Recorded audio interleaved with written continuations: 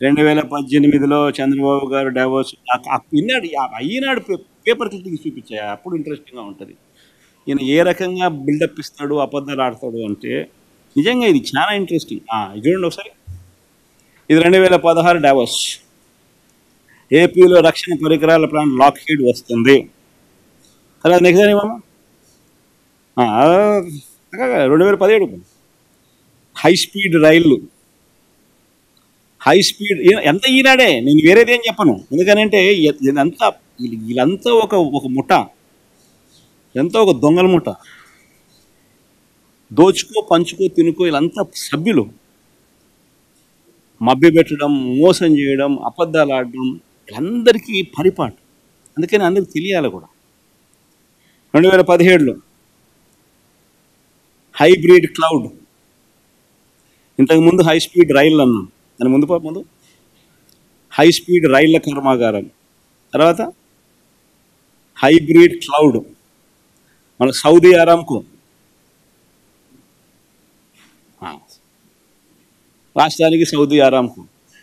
ఇదంతా 2017. 2018లో చంద్రబాబు గారు డావోస్ వెళ్ళినప్పుడు రాష్ట్రానికి 150 సంస్థలు వస్తాయన్నాడు. అసలు క్వశ్చన్ మార్కులు ఏమి ఉండవు, అన్నీ దాన్నే కనీసం క్వశ్చన్ మార్కులన్నా ఉండవు. ఎక్కడైనా గమనించినా లేదో మీరు, అన్నీ కన్ఫర్మ్ న్యూస్. రాష్ట్రానికి 150 సంస్థలు, రాష్ట్రానికి ఎయిర్ బస్. ఇది ఒక్కటి కొంచెం క్వశ్చన్ మార్క్ పెట్టాడు, సంతోషం. రాష్ట్రానికి అలీబాబా క్లౌడ్ సెంటర్, అది క్వశ్చన్ మార్క్ లేదు. అలీబాబా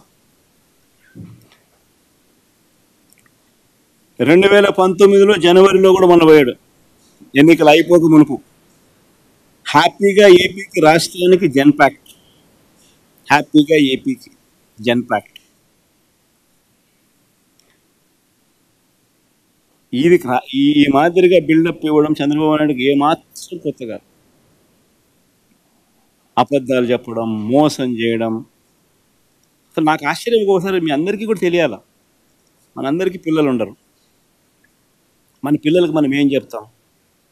అబద్ధాలు ఆడకూడదు, మోసం చేయకూడదు, మన స్వార్థం కాదు ముఖ్యము,